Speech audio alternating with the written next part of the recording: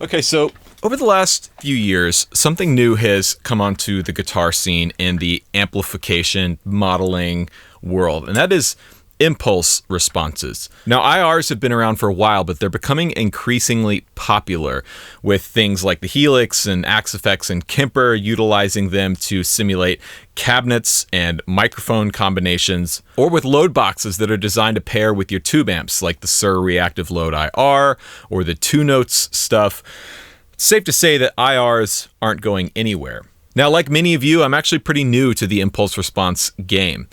I know in theory what they are and how they work, but I've never made my own impulse responses, and I want to learn. I want to know more about them. So today's video, I'm going to have my friend Michael Westbrook, another fellow Atlanta gigging, touring guitarist who's also on YouTube, come up to the home studio here, and we are going to make some impulse responses of my cabinets using some of my microphones and some of Michael's, in an effort to learn more about impulse responses, what they are, how they work, and hopefully teach you how to make your own IRs at home. Now, this video is me documenting my learning process. Like I said, I'm new to this. I don't know everything there is to know about impulse responses, but that's kind of the idea behind this YouTube channel. Some of these videos are geared towards me documenting my learning process in something new. So that's what we're gonna do today. So with that said, Michael should be here any minute, and we're gonna get to work.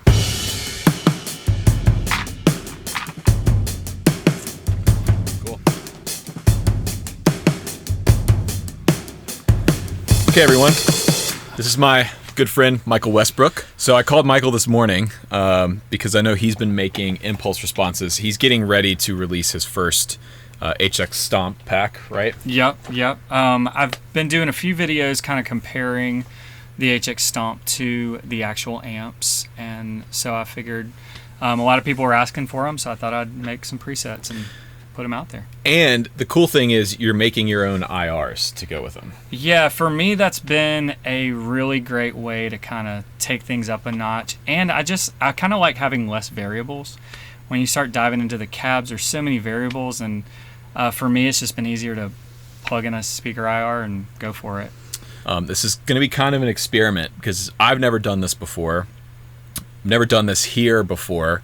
With my setup and my rig and my cabinets. So we're going to kind of see how it goes, and we're going to document the whole process. And if they come out well, then they'll be available for download in the link below. And if not, then we'll try it again some other day. So we're going to use a variety of microphones today. We're going to try some dynamic mics, some large diaphragm condensers, some ribbons. Why don't we start off with the 121? Or 121 classic. Yeah. I mean, if you're going to make IRs, you have to have a 121. And to go with the 121, we've got the SM57. These are standby microphones, especially together. They work incredibly well. So this is a Lawson mic. It's a builder out of Nashville, and it's basically modeled after a vintage Neumann U47. Great sounding tube mic, kind of known for like the warmer condenser thing. Famous kind of sound would be Frank Sinatra. And then to go along with that, I've got my trusty U87. I've had this mic for years. This is one of the new ones, the AIs. People say they don't sound as good as the old ones, but an old one is 10 times the cost of a new one, something like that. These work great on everything, acoustic, vocals. I use this as a room mic a lot of times as well, so we'll use this on guitar. Also got this mic, Telefunken M81. It's a dynamic mic. I actually haven't checked this out yet, but I'm borrowing it from a buddy, and he says it sounds amazing on guitar. So this is my life, man. Right. Mine is like my kids screaming. And then we got this. It's a EV635A. This is actually kind of unique because it's an omnidirectional dynamic mic. And by that, it means the pickup pattern just kind of picks up all around. This is probably most recognizable from like old interview mics. There's also a version that's like way longer. But kind of a cool sound on guitar. It's really cool on acoustic guitars as well. Just kind of one of those old cheap mics that you can find that sound great on a lot of different sources. This does look like something you'd see on The Price is Right. Absolutely. So we're gonna try out all these different microphones. We're gonna get some different signal chains going with some of my preamps and EQs back here. We'll take you through all that when we get there. But the next thing I think we need to do is pick a cabinet. Yeah. And just do an initial mic setup and get everything routed. Yeah. So we'll just we'll get a cab plugged up, get an amp plugged up, just kind of get a sound that we're happy with, and we'll go from there. Cool. I think we're gonna use. We should use that orange, the 8030. Yeah, I think let's do it. sounds incredible. All right, Nice. let's get started. So I think the first cab we're gonna start with. Do you want to do the Port City with the vintage 30s or the divided by 13? I say let's go with the divided by 13. Okay. Yeah. Okay. Want to throw up the 57 or 121? Yep. I mean, this is going to probably be a little brighter, right? Yeah. Well, the blue is gonna have more of that sparkle. I'm going to back this up a little bit. Okay. Kind of like I do, and we can just see what works. Yeah. Right here. Cool. And I'll back this guy kind of halfway between the cone and Okay, so the amp we're going to be using today is my orange AD30. It's one of the single channel models from the early 2000s. And we picked this because it's a super versatile amp. It'll do good clean tones, good edge of breakup tones, all the way to full on saturated gain tones. So we're going to plug in to the orange and get a really good mic'd sound going into Logic here. And then we're going to run our first sweep for the first IR, and we'll see how it goes. All right, so we're patching in here. The preamps we're going to be using for these two mics are my Great River Electronics. These are the MP500Vs. These are awesome mic pre's because they've got a stepped input gain here and then an output gain here, which allows you to essentially drive the front end of the preamp like you would a preamp on an amplifier if you want to get some nice harmonic distortion. Out of the MP500Vs, we're going to go into the Harrison 32 EQs here. We might not be doing much EQ. Really, this is just to run the signal through another set of input and output transformers. And we might run through the distressors, although we're not sure about that yet. We're not sure if we want to compress anything. So I'm gonna get this patched in and we're gonna get sound pulled up and get going.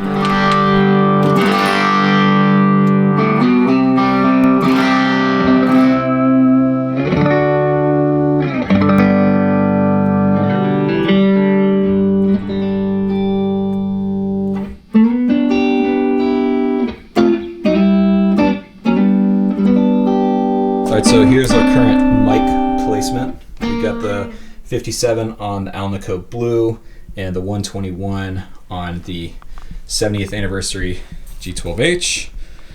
Michael, what are we doing next? So now we'll be running out from our audio interface into this, which is just a really clean solid state power amp, linear. It's kind of what you would use for studio monitors or something. So we want as little coloration from our power amp as possible. I see some guys use the power amp from their amp. I think this is a better solution just because it's going to be completely clean, hopefully completely transparent.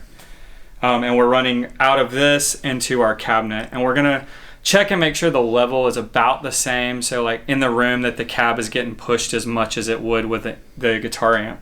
That way the speakers are, seeing a similar type of level and being driven the same amount. So the idea here with a clean power amp is you don't want the power amp to color the signal at all. What we're trying to do is get an accurate picture of what the speaker in the cabinet and the microphones along with the preamps and any EQ we might be adding, that's going to have a specific signature, a specific shape of the waveform, which you'll actually see once we get the impulse response done. So you don't want the power amp adding its own coloration or own EQ on top of what we're already trying to capture. Okay, so we have Logic pulled up now, and the great thing about Logic is that it has the software already built into it to create IRs. So we pulled up Space Designer here. We go right here, we open, when we click this, it says Open IR Utility. That brings us here to the impulse response utility that automatically pulls up. And we're going to do a mono deal right here. 1 speaker position, 1 mic position. Hit OK. Basically, we're monitoring through 1 and 2, and then we are going to send our sweep out of output 7, which Rhett has already routed up here. We're going to send it a test tone here, and what we'll do is we'll start that and then bring up the power amp to kind of get the same approximate level that the amp was pushing the cabs. One other thing here is there's a couple different modes. We have 10-second mode, 50-second mode. That's basically how long the sweep is. So it's going to go from, you know, what, like 20 hertz all the way, you know, up. I don't remember how far it goes up, but I typically do 50 just because it seems like it might be better the longer it takes. It's getting more information. Okay, so Michael's going to send the test tone, and I'm going to gradually turn the power amp up until we get our levels.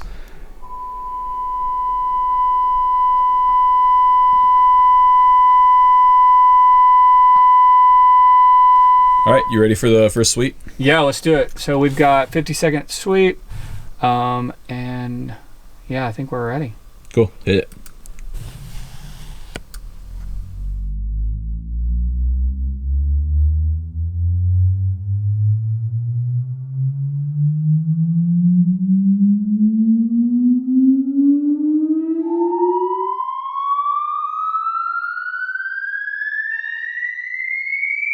So maybe do this when the neighbors aren't home and the kids aren't asleep, because that was really loud.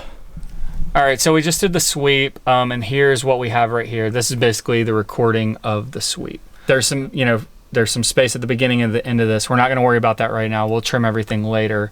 But what we do need to do is we need to hit this deconvolve button right here, and this basically takes all of that information and puts it down into that, you know, what you typically use as an impulse response. So we'll hit deconvolve. There it is. Yep. This is our normal kind of IR that you typically are used to seeing.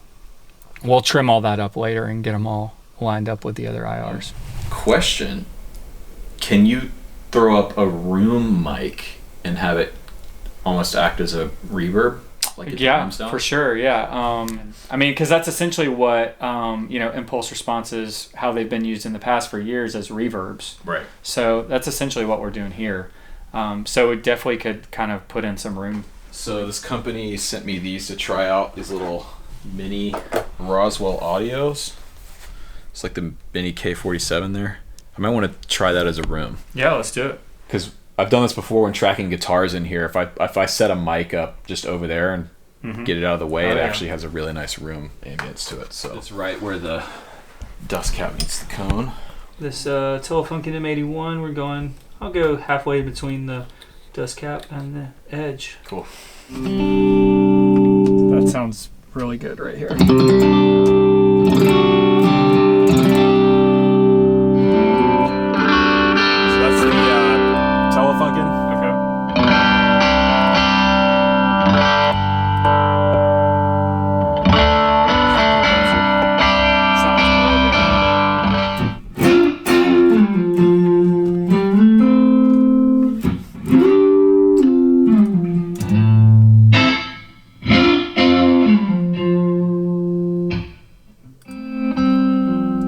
Okay, so unplug that, plug the power amp in, and sweep it, yeah? Yep. Okay. It's crazy to watch that Telefunken was picking up much lower. Really? And, but you have that low end roll off on the condenser, right? I don't think I do right now. No, I think it's on the 47. Yeah, I was watching it meter like. Okay, so right now I am just you have to find where it makes these SDIR settings. It's in the Space Designer folder. I just searched for the name and found them, and then I copied them over to a new folder. But you have to basically change the extension on the end of it from SDIR to WAVE. It's just kind of one of those little annoying steps that you have to do. If somebody made some software to do all this really easily, they'd probably make at least $5. And then after that, we will drop them all into Pro Tools, and we will trim them down to make sure that they're all phase aligned. And yeah, we switched to Pro Tools. Honestly, Logic was driving us crazy with having to drop the files in and trim them and edit them. Both Michael and I are way faster in Pro Tools than we are with Logic, but this next step is the same regardless of whatever DAW you might be using at home. Okay, so I dropped these files into Pro Tools. You will see here we've got some that we trimmed earlier. And then basically, when we first drop them in, we haven't trimmed them. This is what they look like down here. So we're going to trim all these. I'll do this and kind of get them close. So basically, we want to kind of start it wherever we see some, some energy happening, some waves happening. There's a little bit of stuff going on here, but really we don't start really seeing some movement until around here. So we're going to trim everything before that. And then you can see this one. Here's the room mic that we did. You can see obviously it doesn't start for a lot longer, and the trail is a lot longer because it's a reverb. So it's got more of a trail on it than a speaker does. So we essentially made a reverb. Yep. That is so cool. And actually, we're going to go ahead and trim these down a little bit further because you can see what we've done before. I'm super zoomed in here, but you can see kind of where we trim these. So we're going to take some of these, get them a little closer. I'm going to move this up. Basically, we're just getting these lined up and making sure that the phase is right. You can see basically where all the waves kind of go up and down in the same way. If these were opposite, if this was up and this was down at the same time, then that means they would be out of phase and it would sound really thin, probably sound really nasally. Later, if we wanted to combine the IRs, if we wanted to blend them, then they're going to sound good together. Okay, so we're about to check out the impulse responses for the first time. So here's what we got going on. We're using the same guitar and amp that we were using to make the IRs. We're running into the new 2 Notes Torpedo Captor X, but we're just using it as a load box right now. We're not using any of the onboard processing or impulse responses or anything. I used the app to just bypass everything. I've downloaded this program online called Mix IR3. And Michael's got it pulled up here in Pro Tools. And we've got some of the stuff pulled up that we just made. We're about to listen down to it. So what are we working with? Yeah, so I've dropped in, this is D13 installed divided by 13 cab. And this is on the blue, and it's a 57 G12H with a 121 on it. We've got the room mic in here with the Roswell Mini 47. And then I also threw in this Lawson 47, and that's on the blue. That was the kind of Neumann 47 style mic. All right.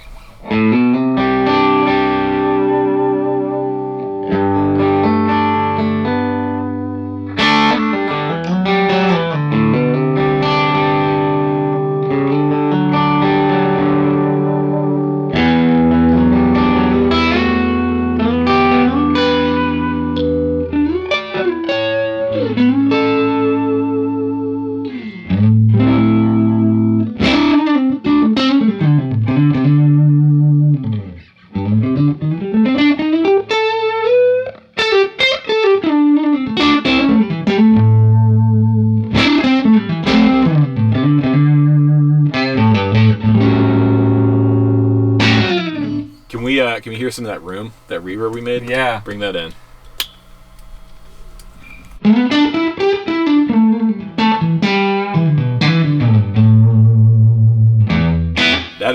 That's so cool. Like that's my room.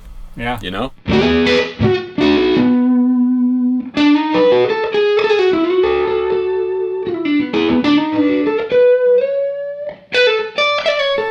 you can export it. So if you had like a preset that you really dug, like a blend you dug, you just export that. Export it as a new IR, drop it into your, Helix or Kemper or whatever. That was a ton of fun, actually. With modelers and all this stuff getting so much more popular, like for me as someone who's like taking the Kemper out or the Helix out, it makes sense to just put my cabs and my sounds into those things and be able to just take them out on the road. Yeah, absolutely. And I think it's a way that, you can take your sound, you can take like what you do. Yeah. And it's not just some stock sound that's found on a Kemper. It's like your thing. Yeah. Well, and the cabinets too, because what struck me was when we were actually doing the sweeps, it's really highlighting the resonant frequencies of each cabinet. Like you can literally see the peaks, the resonant peaks, and that's coming from like the wood box itself those speakers are in. Absolutely. Resonating. You could kind of see them as imperfections in a way, like, but that's what makes things cool and have a certain vibe and a certain sound. Yeah. Well, and too, like we were just discovering, a lot of these are pretty roomy sounding, and to me that's awesome because that's my space. Like that reverb we just did, that's my kitchen. That's you're taking home with you everywhere you go. You are. I mean, it literally is like setting your cabinet up in your home recording space or your studio space or whatever you have, but being able to use that live. Yeah, no doubt. Okay, so that's how you make your own impulse responses. Huge thanks to Michael Westbrook for coming over and bringing some cool mics and the power amp and showing me how to do all this stuff. Go subscribe to his YouTube channel. I will have it linked down below. He's posting really cool guitar content. And follow him on Instagram at Michael W. Westbrook. I'll have all that linked down below. He's got a new Helix HX Stomp preset pack coming with his own impulse responses, so you guys can check that out. And I think I'm going to be releasing my own IR pack at some point in the very near future. So, as always, thanks for watching. If you haven't done so already, be sure to subscribe down below. Click the bell icon. Check out the links in the description if you want to support the channel more directly. And until next time, thanks for watching.